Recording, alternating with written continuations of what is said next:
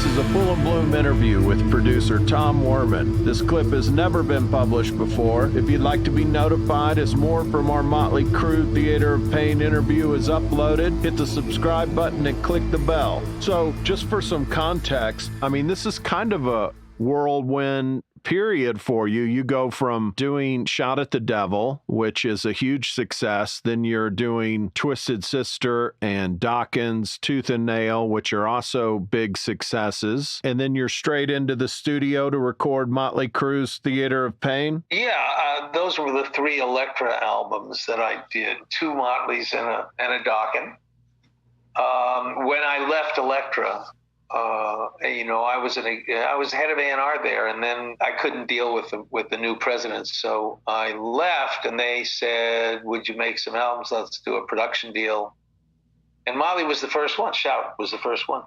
And then I guess I did Dokken. I did Twisted Sister later, I think. Stay Hungry came out in 84. Really? And when did Shout come out? 82? Shout came out in 83. 83. Really? And then both Stay Hungry and Tooth and Nail came out in 84.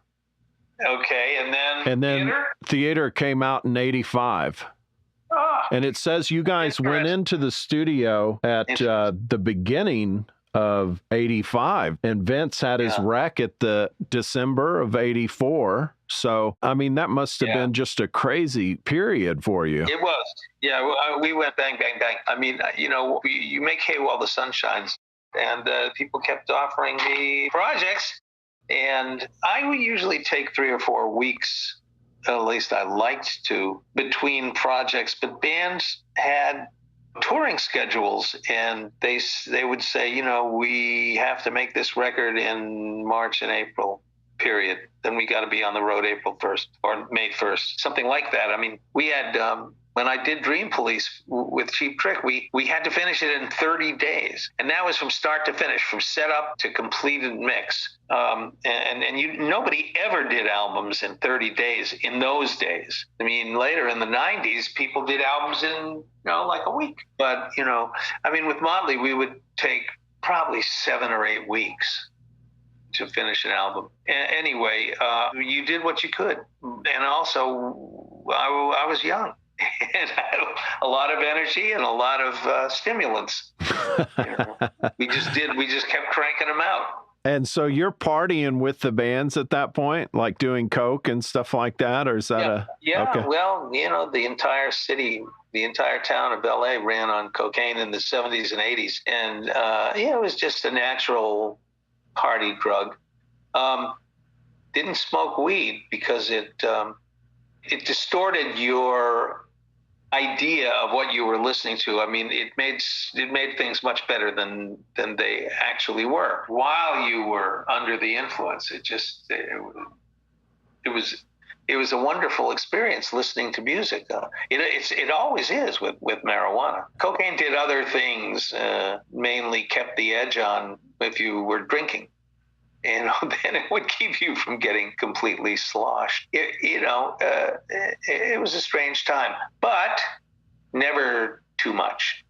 We used it as a real kind of igniter for creative juices after dinner. You'd have a few glasses of wine with dinner, and then you'd come back and do a couple of lines. It was just a different time. And then you typically we would do most of our good work for the day between 8 and 11, even though we got into the studio around noon.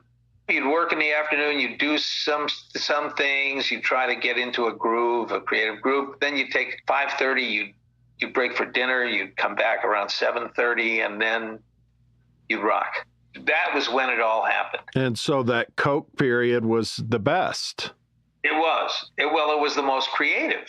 And also the most fun. I mean, after dinner, the guests would start. The guys from the record company would come in. The girls would come in. The fans, whatever. You would have visitors in the control room every evening, not during the afternoon. And that would make you think, you would expect to say, well, we got all our work done in the afternoon, we partied at night. It was the opposite.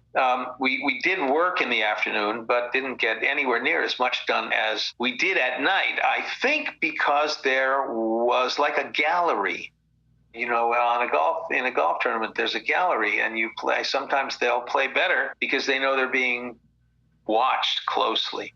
And I think everyone in bands performed really well when there were beautiful girls in the control room. Right. So that studio setting would kind of be like that, huh? With nighttime, there would even the Motley Crue sessions, people would be in there? Mainly Motley Crue and Poison, not Twisted Sister, not Ted Nugent. Sometimes a little bit of Cheap Trick, a little bit. But really it was party. It was not a knockdown, drag out party, but it was not an all work session either. Sometimes people would come in, you'd greet them, they'd have a drink, there'd be conversation, you'd take a break, you'd go into the lounge, you'd play some video games, you'd sit down, you'd have a beer, whatever. It was not a grind. It was fun. You wanted to go to the studio. You enjoyed what you did. And if you go in there at noon and work till midnight and all you do is grind away at the songs and work at the console for all that time, it's not fun, and it becomes unproductive after a certain point. If you feel like taking a break, you should. That's all. We didn't waste time, but we didn't break our backs working.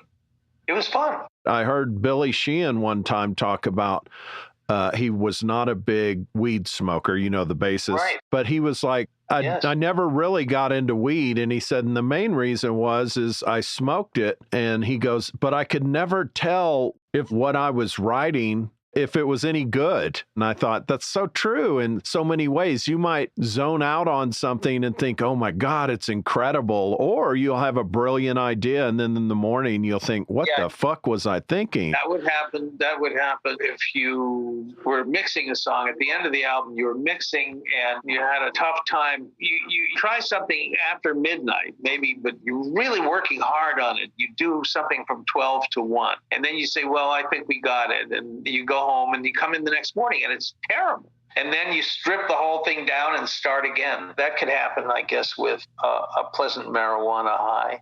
Everything sounds good, and then you check it out when you're not high, and it's not so good. When I was in college, I smoked every day. And I mean, not every day, but in the 60s, we all got high a lot. And I had a band, and we all would get high because it was so much fun to play live music when you were high. And, we risked 10 years in jail to smoke a joint. And now, of course, it's legal. And I don't feel like smoking. You just don't. It's a shame. The stuff today is so incredibly strong, too strong. I always joke that it's like I see dead people. And it eventually kind of takes away, I think, as you grow up. I have some friends that still are daily smokers or smoke it a lot, and they just never get shit done. Right, that's right. It never gets completed. So on the Theater of Pain, now with Motley Crue, I always imagine Tommy Lee's a big pot smoker, but the other guys, not so much, right? Mick, not at all. I don't really know about Vince. I don't know. Tommy, he probably did. But Nikki and Tommy got into heavy stuff more so. They never really smoked. They never got high in the studio except on heroin. And that was low instead of getting high. And they drank.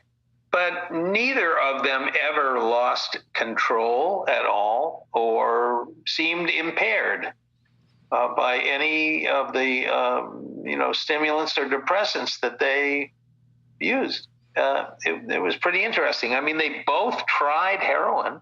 Obviously, we know Nikki did, and they weren't hooked. They didn't become addicts. They tried it. They did it for a while. It wasn't good for decision making, but they managed to do those albums even though they were partaking. Work came first. You would never party so much that you really couldn't do something musically good in the studio. People have said that even with Nikki, is most heroin addicts will just fall apart, but he always seemed kind of in control. And I think I've asked you about that before, that you didn't even really notice. Right.